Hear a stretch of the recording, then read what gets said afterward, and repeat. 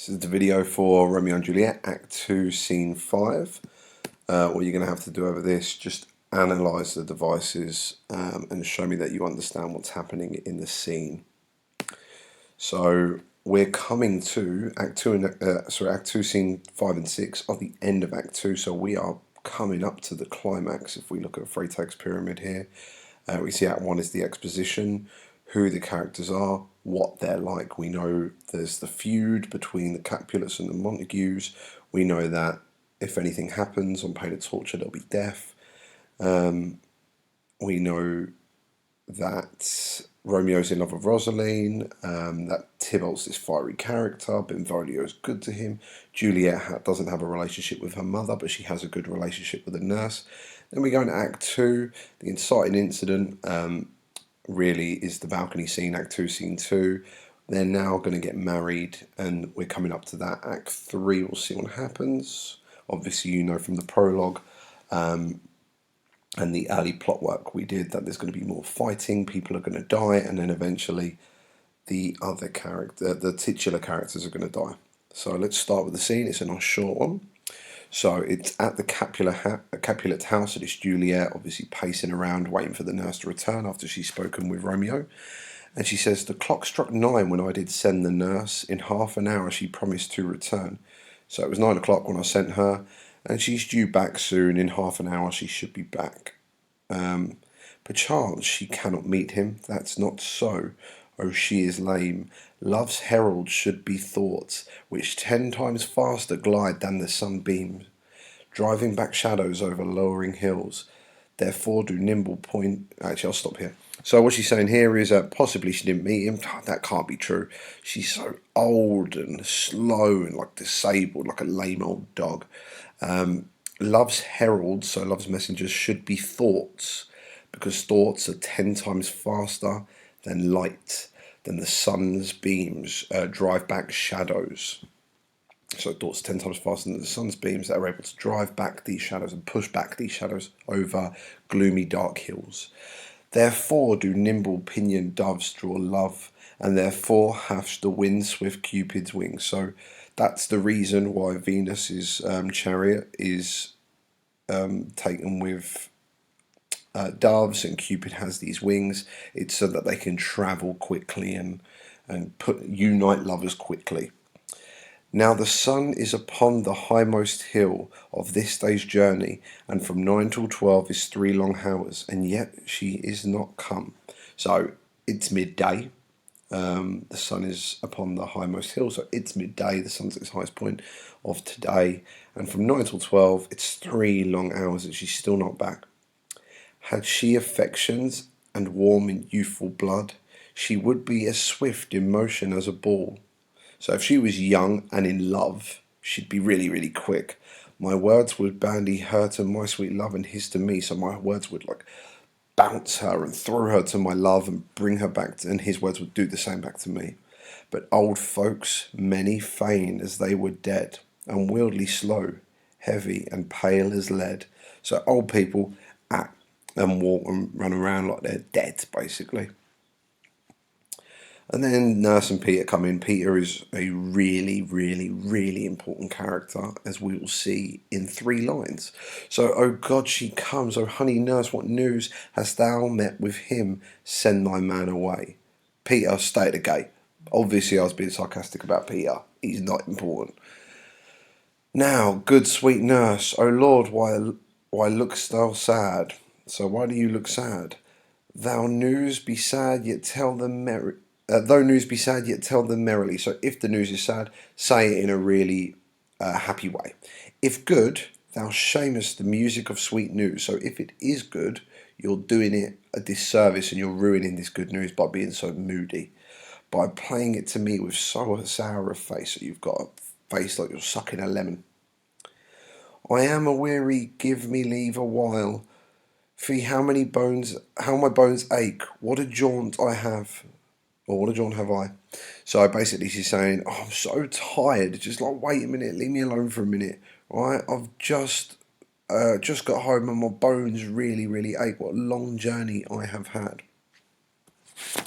And Juliet says, Jesus, what haste, can you not stay a while? So, Jesus, come on, please, just stay, just wait a minute.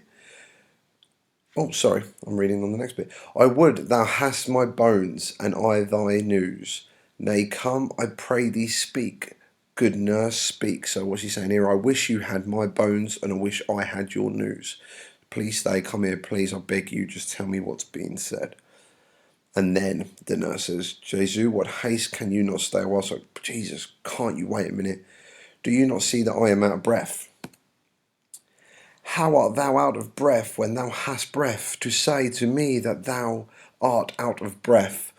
This proper made me laugh actually, because it's like, how are you out of breath? Because you clearly have breath, because you're using that breath to tell me you're out of breath. The excuse that thou dost make in this delay is longer than the tale thou dost excuse. So the excuses you're giving me is taking more time than just be like, yeah, I met Romeo and he said this. Right? Shut up.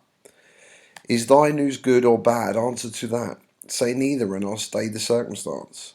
Let me be satisfied. Let me be satisfied. Is the good or bad? So, is it bad? Is it good or bad? Please tell me. Say either, and I'll wait for you to tell me. But just give me the good or bad right now.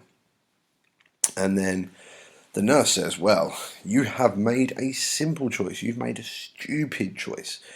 You know not how to choose a man. Romeo, no, not he." So she clearly isn't Romeo's biggest fan, but she does say, though his face be better than any man's, yet his leg excels all men's. And for a hand and a foot and a body, though they may not be, they may be not to be talked on, yet they are past compare. Sorry, so let me say that again. Though his face be better than any man's, yet his leg excels all men's. And for a hand and a foot and a body, though they may, I can't do it. Though they be not to be talked on, yet they are past compare. So he is gorgeous.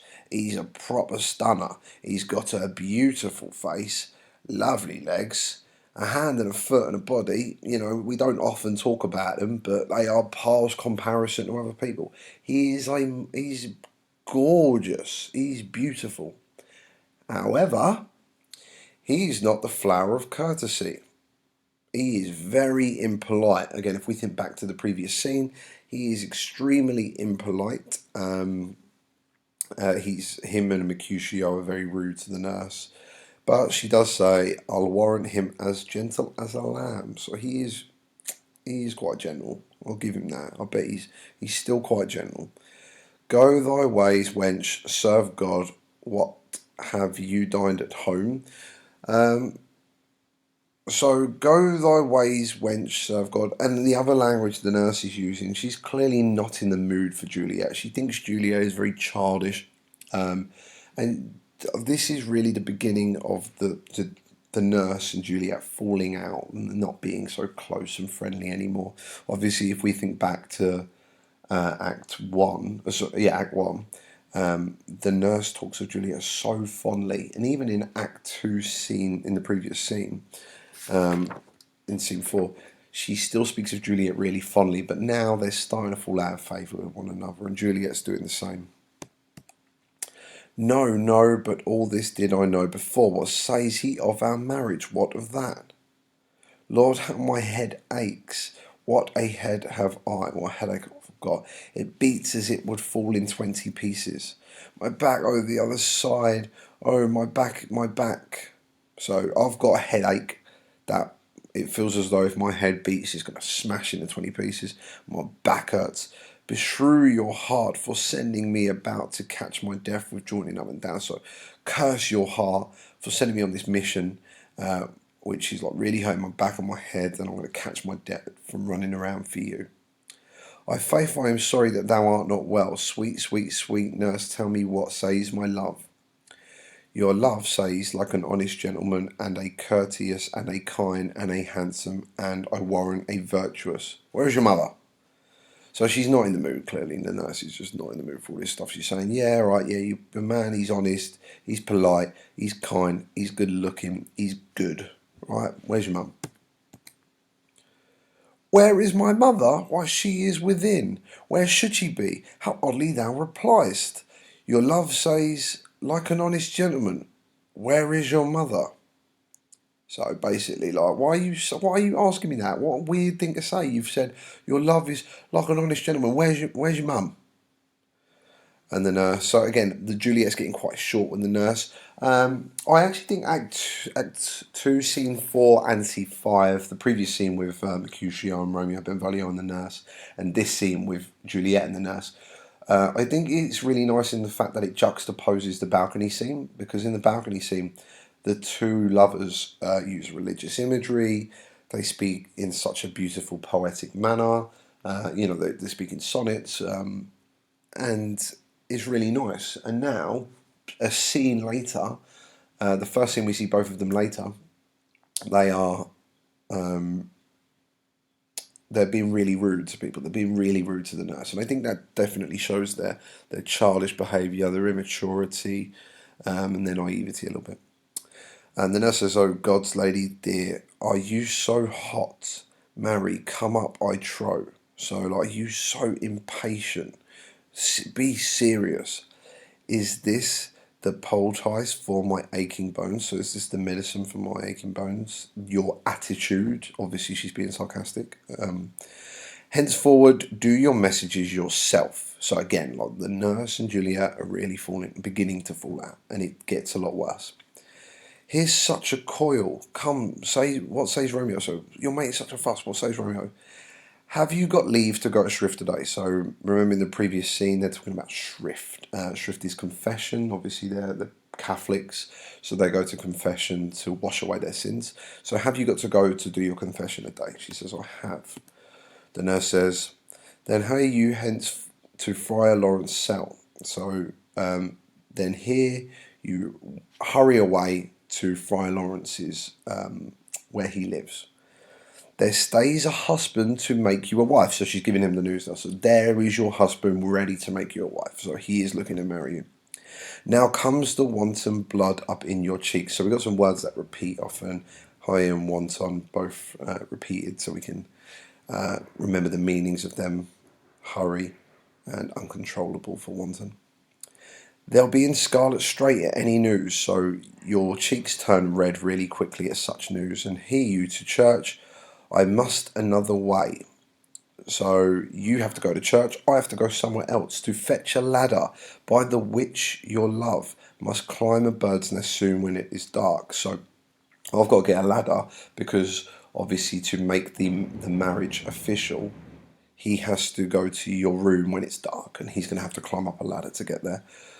I am the drudge and toil in your delight. So I'm the one who does all this work for you. I am I'm in pain and I'm doing everything for you. I do all the hard work and you get all the pleasure. But you shall bear the burden soon at night. So again, the nurse is being very bawdy here, kind of rude. Tonight, Juliet, you will be a woman.